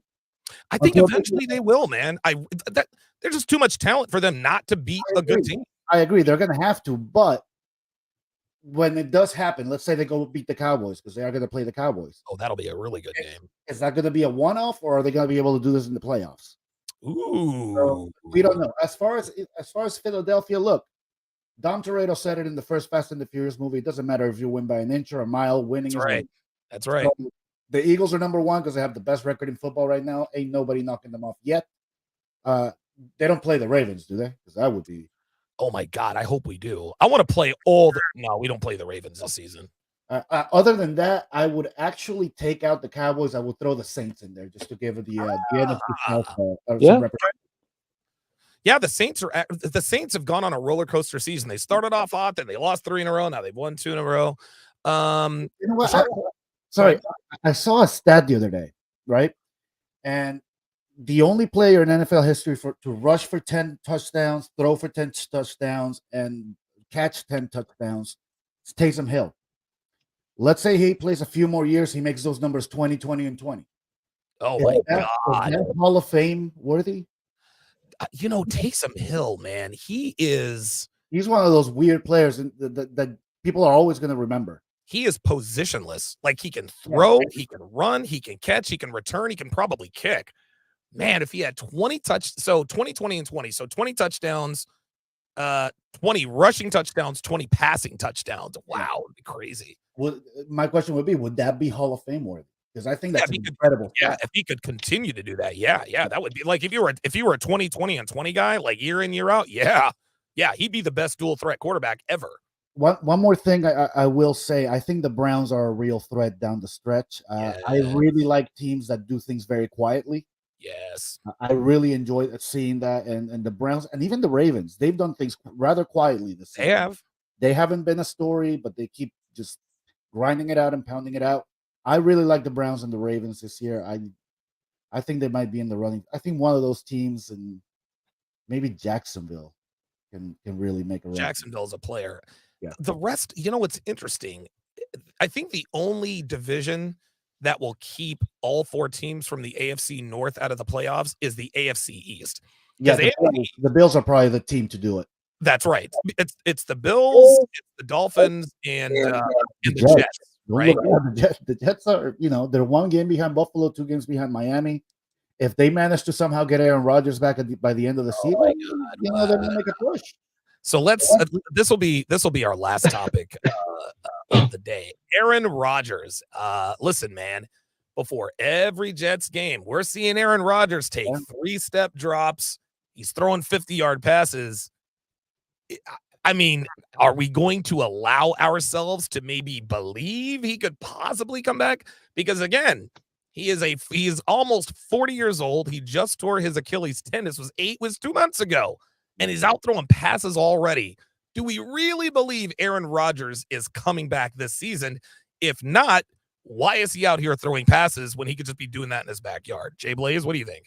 Or I'm sorry, go ahead, Mike. So go ahead, Jay Blaze. This is a brand new surgery that they've already they've recently had. So we don't know the exact timetable of an Achilles after this surgery. Yeah.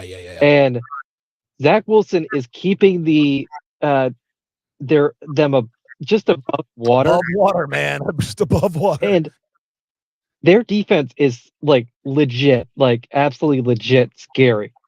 And so if you can get Aaron Rodgers to average 20 to 24 points, nothing too extreme, dude, they're scary late in the year.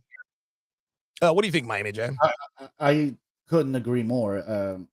Their defense is very, very good. I think if Rodgers comes back this season, it's a medical miracle. Wow. The Achilles is probably one of the most frail tendons on the human body. It's a strong one, but once you tear it's a huge deal. It's like an ACL almost. Even it could be even worse. You see somebody like Dan Marino, his career was hindered the entire time since his career is pre-Achilles injury and post-Achilles injury. Forget Don Shula. Yeah. So if Rodgers was never the same after that. Yeah, exactly. He was never the same. If Rodgers manages to do it this season and come back, hey, more power to him, and I hope for the best. And I'm not a Jets fan, but that would be a remarkable story. One thing that keeps me kind of thinking, though, from a coaching perspective, let's say we know Zach Wilson's keeping them above water. Sure. And if Rodgers comes back today, you throw Rodgers in there. Of course, 100%. The Jets go on a 7-game winning streak. And, take over the division lead. Yeah, so now they're 11-4 with 2 games left. Zach Wilson sliding it up. Rodgers comes back. Do you bring Rodgers back, or do you take Zach Wilson out, who's been lighting it up for 8 weeks, or do you put Rodgers in, who honestly we don't know how it's going to hold up. We don't know how it's going to respond on the field. What's the coaching dynamic there? I'll put it to you this way, and then I'll go to Jay Blaze. the likelihood that Zach Wilson lights it up behind that offensive line is slim. Doesn't mean it's impossible, but I think most of us would take a hobbled Aaron Rodgers over a healthy Zach Wilson. However, let's say that Aaron Rodgers is ready to come back. Do you really think the Jets are going to put him with a damaged Achilles tendon behind that offensive line that can't even protect Zach Wilson, who is a far more athletic quarterback than Aaron Rodgers? I don't think so. And you know what? This is a credit to Aaron Rodgers. He's done something, I think, remarkable just about the fact that he's off crutches. Because I don't know if you remember, if we go back to week 1, we spent like half the show talking about should Aaron Rodgers retire? Right. He's retiring. No, he's not going nowhere, dude. No. He's got 59 million reasons not to retire. Apollo says the question that I want to know is, was it a complete Achilles tear or maybe a partial tear? So, and I'm not a medical professional, but I know that there is a difference between an Achilles tear and an Achilles rupture. I know those are two different things. I think it was a complete tear. Hold on. Did Aaron Rodgers? Like, we saw the injury. That looked like a complete tear. Yeah. And I think it was a complete tear. I will compare it to tear. Yeah. I will compare this to Dak Prescott's first year at quarterback. Okay. Like, so he went on a magical run of the regular season. Yeah. But he lost it. They lost the momentum when he got sat down like the last 2 or 3 weeks or something. So they kind of lost the momentum. What if you had brought in Tony Romo towards the end of the year? Ooh. Like that's always in the back of my mind. You bring in a veteran quarterback who he's never had a defense like that, and he's never had a running game like Zeke Elliott. And you kind of wasted it. Like, you had a Tony Romo that had never had a team like that. Dude. But and the year he did have a team like that, which was 2 years before, the Cowboys had a Super Bowl team back in 2014. They went up to Seattle and they snapped that 30 some odd home game winning streak to Seattle. They had the Green Bay Packers beat, but the NFL decided to debate what a catch was, and Des Bryant essentially got screwed because DeMarco Murray would have most assuredly scored that touchdown. Yeah, and that was the best the Cowboys have had in like 20 years. God, that was terrible. That was terrible. If I'm Aaron Rodgers and I think about coming back this season, I call up Tom Brady and I have him like kind of mentor me on his mechanics, because Tom Brady gets the ball out quick. Tom Brady is never hit. And I tell Tom, can you help me like play the way you do? And Aaron Rodgers, very smart guy. He knows how to do it. And if you could just he has a quicker release than Brady, so that should be no problem. Yeah, and if you do that, if you just don't make mistakes, that defense is so deadly that if you can just get like that's what I mean, 20 to 24 points, and you just like even like a couple 3 and outs isn't so bad for that defense. You just can't have the mistakes, and that's what Zach Wilson will do if he's in the playoff time, crunch time. Nope, I agree. Phantom 313 says, wait, that was the same year Megatron got screwed in the playoffs against the Cowboys. I think so. Yeah. No, that wasn't. That was a couple years later. The Cowboys were the number 1 seed in the NFC, and Aaron Rodgers went into Dallas and beat him. Yeah. That year. I gotta start. He was a rookie. Nobody expected him to win that football game. I gotta start a fish oil. My memory's going, Your memory. The final topic of the day is about the U.S. men's national team. So earlier, looks like it was 20 hours ago, Tati Castellanos says breaking. Valentin Castellanos, Tati, is reportedly currently in the process of doing, quote, paperwork to become eligible for the U.S. men's national team. He will need to come to the U.S. next year around March to sign his residency. Tati is checking out all of his options as he wants to play internationally per, New York, NYFC source. Castellanos is currently at Serie A club Lazio. He scored 13 goals for La Liga club Girona last season, pardon me, while on loan, including 4 goals and a 4-2 win against Real Madrid. Jesus. Would be a huge addition to the U.S. men's national team. So, Miami J, what is the story here? So the story here is that this is a player that the USA sorely needs. We don't have a striker that can do absolutely everything. Tati Castellanos is a striker who can do absolutely everything. That's the guy. Yeah. That would be a guy. If we got this, it will be a coup.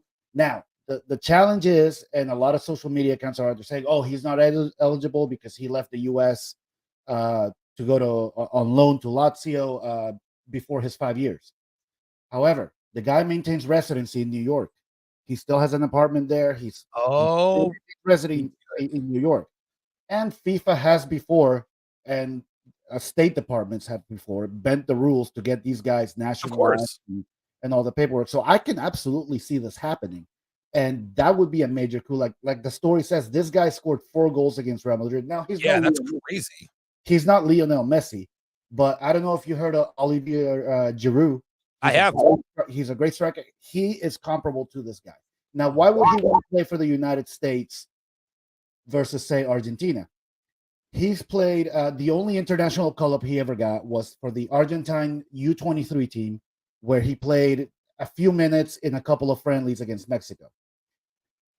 That, for a striker of this caliber, feels like almost a disrespect that he's never gotten a senior team call-up. But let's face the truth. If he did get a senior team call-up, well, actually, let me say this first. What scares me about this story is that and I've seen this happen before a few times. It's not that common, but it does happen. My fear of the story is that this was planted by his agent to put pressure on Argentina to call him up to the senior team so they don't lose him. But even if he was to go with Argentina, the odds of him playing in the World Cup are very, very low. They have so much talent at striker. He would have to go on an absolute tear for him to make that team. They have Lautaro Martinez. They have a ton of other players. Messi's not going to play in the World Cup. Hey, the way it's looking, he will. But Messi's not a striker. Messi's a midfielder. Sure. So, Tati Castellanos might be feeling slighted. He might be weighing all his options. And if not Argentina, then the only logical place for him to go is the United States. And hey, we're here. Come over, baby. Let's go. Because you put this guy up top with Christian Pulisic, Tim Weah, and Gio Reyna. My God. Now we're competing. Like, if we get this guy, like, what's the ceiling? If we get this guy, the ceiling, depending on you want to say it, but you don't want to say it. I do, but that takes me back to our coaching and the holes that we still have on defense. Yeah. Okay. All right. Look, okay, I'll put it this way. If we get this guy, our midfield and our front line are as good as any in the world. Well, there we go. I'll take that. Okay. I will take that. Wouldn't that be something? God, if we get this guy, dude. I'm not gonna hype him up like he's a Lionel Messi or but when you put him with guys like, just like you said, when you put him with guys like Pulisic and Gio, he's a guy that fits the bill. Right now, we don't have a striker that can do absolutely everything. Not even Fuller and Balogun, who was a coup that we got him from England. Right now, we have essentially situational strikers. Pepe can come in and do this. Balogun does this well. Josh Sargent can come in a pinch and maybe add some extra pressure. Okay. Tati Castellano can do absolutely everything, and he can play that position by himself. So it would fix a lot of our issues. So if he comes here, you said it would be a coup. Why do you say that? Well, first off, because he's a big star. I'm really surprised Argentina. I was looking up all of the history when the story came out, and I'm like, how has Argentina never called this guy in?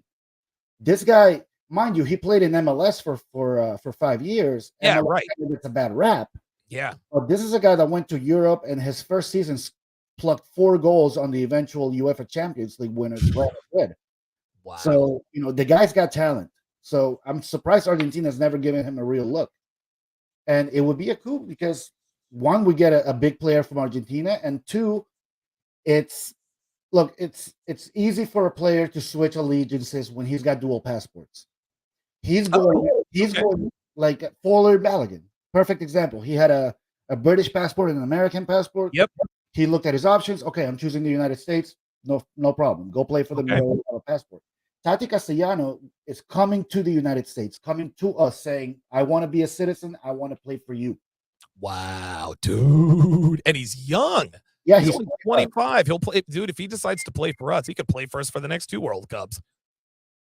Yeah, wow. No, absolutely. So, at this point, it's highly speculative, but let's call it a rumor right now. Okay. All right. I'm all for it. I hope it comes true. God, that'd be awesome. Oh, that would be so awesome. Pro Special says Argentina are traditionally stacked at striker. They always got some good guys to not make the team. Let's hope that this guy is another one of those players. Yeah, that'd be crazy. No, that'd be fun. Okay, final thoughts on today's show and today's topics. Jay Blaze, fire first, man. Don't become Caleb Williams. We need less of them. We need more Michael Jordans. Do not become Caleb Williams.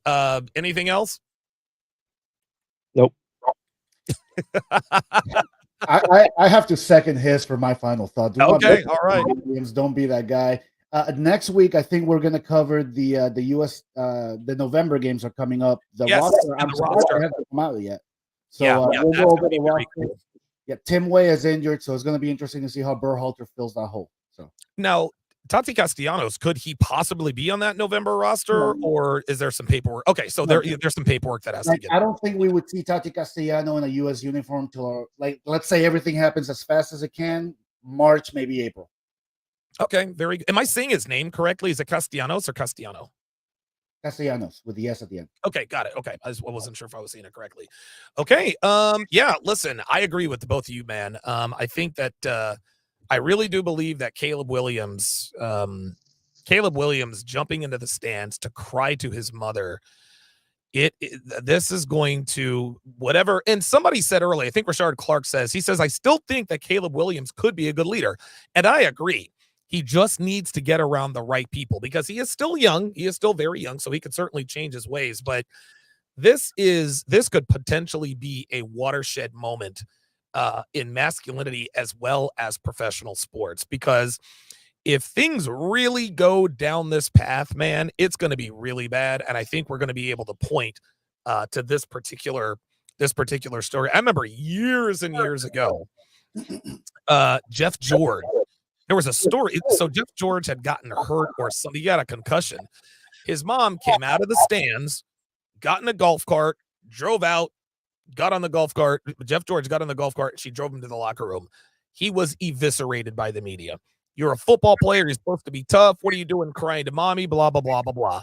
And here we are, 35, 40 years later, we are now sitting here lauding and praising a grown-ass man making millions of dollars already, crying to his mama on national television. You know what? You should try to find some clips of that, of the media eviscerating him back in the day and juxtapose them. Jesus, man. Show how much masculinity has deteriorated. It's absolutely insane. I just can't believe I'm seeing this. I can't believe that we're okay with the leader of a football team crying to his mama in front of everybody. It's ridiculous. Go ahead, Blaze. You got it. So I think it's over for him because look, this is why Tom Brady was such a great leader, because he said to Bill, hey, rip me as much as the other guys. There you go. Think Caleb could handle anything like what Tom Brady had ever got from Bill Belichick? This is what the problem is. These coaches can't lay into these guys the way they need to be laid into. Because, dude, you will you see it from these US Marines and stuff. Like, they thank their trainers for being hard on them because they knew they would survive thanks to them being hard on them. And this is what you need these football players to do. You need to lash them out at them and get them to be mentally focused and ready. Dude, this should be like a red flag, on the bow, going, dude, we are screwing up these kids. Caleb Williams has several red flags, man, and I think this is the biggest of them all. The painting of the fingernails was a red flag. The fact that he was, he's like, well, if I get drafted by you, I want an ownership stake. Look, you can worry about ownership stakes after you become a legend. He really does seem entitled, and and listen, man, look, so he is going to be the number 1 overall pick. He is going to be the number 1 overall pick. If he's not, this is the reason. The team that doesn't draft him is not going to say that that's the reason, but you cannot have your leader, your CEO, crying to his mic. If you can't handle a 10-point loss to a team that's clearly better than you in an inconsequential game, then what on God's green earth makes you think you can handle tough NFL coaching? And I wish the kid the best, but it doesn't look good. Go ahead. Can you imagine the number 1 pick drafting a white quarterback and passing on this guy? Oh my God. I hope that they would get eviscerated. Oh my God, dude. I hope. Now, Dre Raven says Arizona will probably draft him. They would be stupid to do it.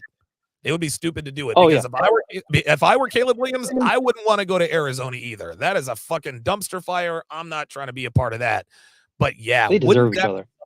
You know what? I can guarantee you next draft, if Caleb Williams stays as the consensus number 1 pick, I guarantee you we see somebody trade out of it. I'm telling you, man. And they'll use the excuse. They'll use the excuses. Well, we needed to bolster this up. You cannot. Maybe this guy changes, but this is bad, man. Go ahead. I will say, at least his mom had the mental wherewithal to put that sign over his face, because it would have been so much worse if he didn't. My God. And of course, Caleb Williams also had the wherewithal to cover his face. Yeah, exactly. Yeah. Jesus Christ, boy, what are we doing? That is going to do it for this edition of TSR Sports Talk. So we are going to do this show on Wednesday nights at 6:00 and on Sunday mornings at 11:00. That is our new schedule. And we'll be picking the games against the spread and straight up. So that'll be a lot of fun. My thanks to Jay Blaze and Miami Jay for making